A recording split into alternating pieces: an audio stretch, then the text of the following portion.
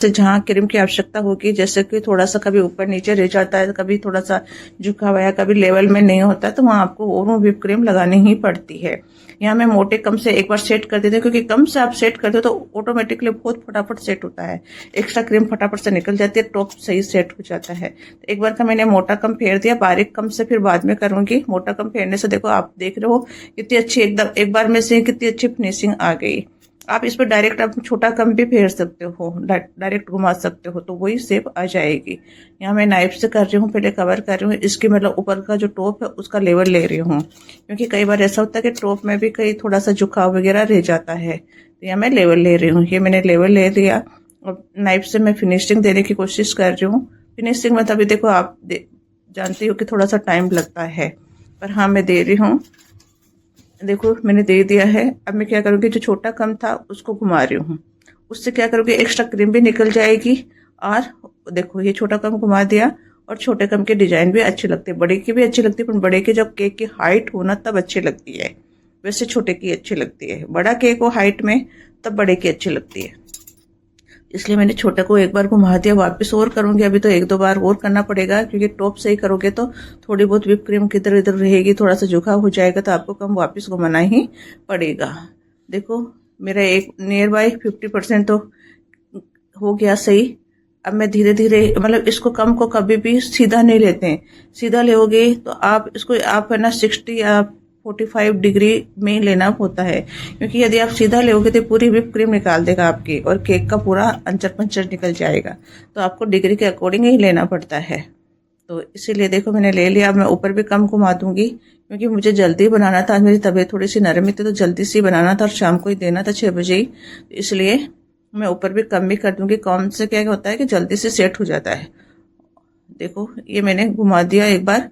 ये क्या है, ये जो OHP शीट होती है उसका पीस है, उससे मैंने एक्स्ट्रा क्रीम जो साइड में थी उसको मैंने लेवल में ले लिया है। देखो क्योंकि उसके पीछे पीसेस करके रख लो तो आपके फिनिशिंग में काम आते हैं हमेशा। देखो कितना क्लीन हो गया है। अब मैं इस पे कॉम घुमा दूंगी। देखो OHP शीट के पीसेज करके रखते हैं, क्योंकि इसमें चॉकलेट डिजाइन भी बनाई जाती है, चॉकलेट डिजाइन इसी पे बनाई जाती है। तो देखो मैंने कम घुमा दिया, जहां जहां और कोई बाकी रहा। कई बार ऐसा होता है कि आपके केक में एकदम से हाथ लग जाता है, खड्डा हो जाता है, या गलती से नाइफ लग जाता है, या कुछ और हो जाता है, तो वहां व्हिप क्रीम लगाओ और वापस कॉम घुमा दो, पता ही नहीं चलता कि आपका यहाँ कुछ लगा था, है ना। तो देखो ये एक्स्ट्रा व्हिप क्रीम निकल रही है मेरी साइड में, यहाँ व्हाइट दिख रही है, मैं यहाँ पे क्रीम लगा के सही कर दूंगी। ये मैंने ऊपर भी कॉम घुमा दिया। ऊपर कॉम घुमाने से केक की फिनिशिंग जल्दी आ जाती है। देखो मैंने कनोरो की व्हिप क्रीम ले ली और कॉम घुमाती जा रही हूँ, है ना। थोड़ा बहुत होगा तो इसके बॉर्डर में दब जाएगा। ये कर दिया मैंने।